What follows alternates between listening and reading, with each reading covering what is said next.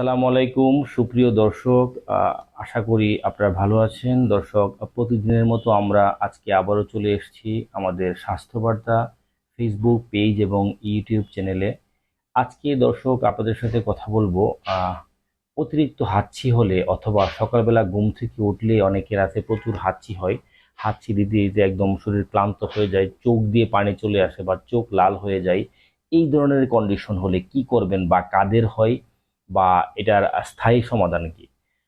দর্শক, যাদের অতিরিক্ত হাঁচি হয় আমরা এটাকে স্নিজিং বলে থাকি মেডিকেলের ভাষায়। যাদের এমন অতিরিক্ত হাঁচি হয়, কোনো কিছু একটু স্বাভাবিক থেকে অস্বাভাবিক কোনো কিছু হলে ওদের হাঁচি শুরু হয়। যেমন একটু ঝাল খেলে, একটু ঠান্ডা খেলে, একটা আইসক্রিম খেলে, একটু ধুলাবালিতে গেলে, ঘুম কম হলে বা ঠান্ডা পানি ধরলে অথবা কোনো স্ট্রেস বা টেনশন বা কোনো কিছু নিয়ে ভয় কাজ করলে তাদের প্রচুর হাঁচি শুরু হয়ে যায়। এবং সেটা বিশেষ করে বেশি প্রমিনেন্ট বা সবচেয়ে বেশি লক্ষণীয় সকালবেলা ঘুম থেকে ওঠার পরই তাদের হাঁচি শুরু হয় এবং একসাথে 20, 30, 25টা হাঁচি দেয়।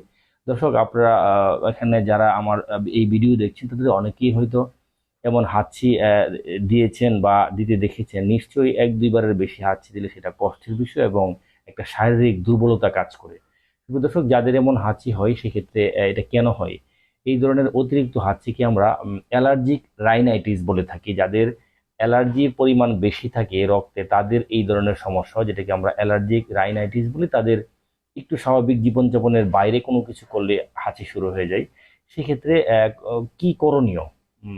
যদি যাদের অতিরিক্ত হাঁচি হয় তাদের আমরা যখন যদি কোনো নাক বন্ধ হওয়া, নাক দিয়ে পানি পড়া, নাক ব্যথা, মাথা ব্যথা বা অ্যাকিউট কন্ডিশন, সারাদিন ধরে হাঁচি হচ্ছে, যদি এই ধরনের এপিসোড বা সমস্যাটা অ্যাকিউট কন্ডিশন বা বেশি পরিমাণ থাকে সেক্ষেত্রে আমরা ওষুধ খেতে বলি, অ্যান্টিহিস্টামিন, তার সাথে নাকের ড্রপ এবং স্প্রে নিতে বলি। তবে যাদের এই ধরনের সমস্যা হয় রেগুলারলি তাদেরকে আমরা একটা নির্দিষ্ট সময় ওষুধ দিয়ে নাকের হাঁচিটা কমানো বা ভালো হওয়ার পর তাদের কিছু নিয়ম মেনে চলতে বলি, সেক্ষেত্রে তারা ভালো থাকেন।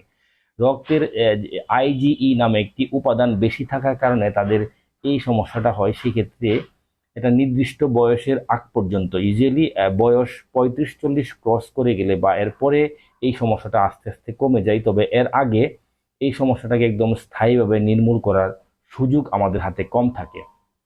তাদেরকে আমরা কিছু নিয়ম মেনে চলতে বলি, যেমন ধুলাবালিতে না যাওয়া বা ধুলাবালিতে গেলে মাস্ক পরিধান করা, মাস্ক রাত না জাগা।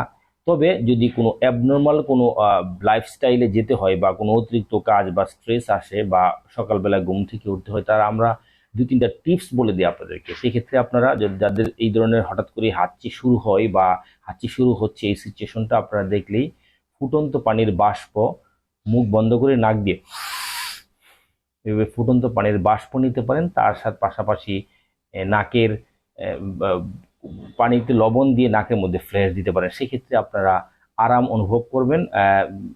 যাদের এই ধরনের সমস্যা তারা প্রায় এই কাজটা করতে পারেন। সেক্ষেত্রে এই হাঁচির সমস্যাটা উঠবে না, আর উঠলেও দ্রুত থেমে যাবে বা এটা নির্দিষ্ট সময়ের মধ্যে শেষ হয়ে যাবে।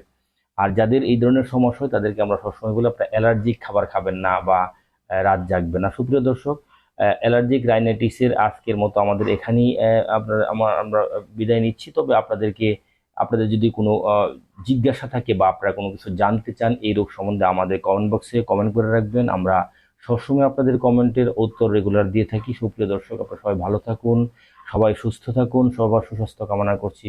আসসালামু আলাইকুম।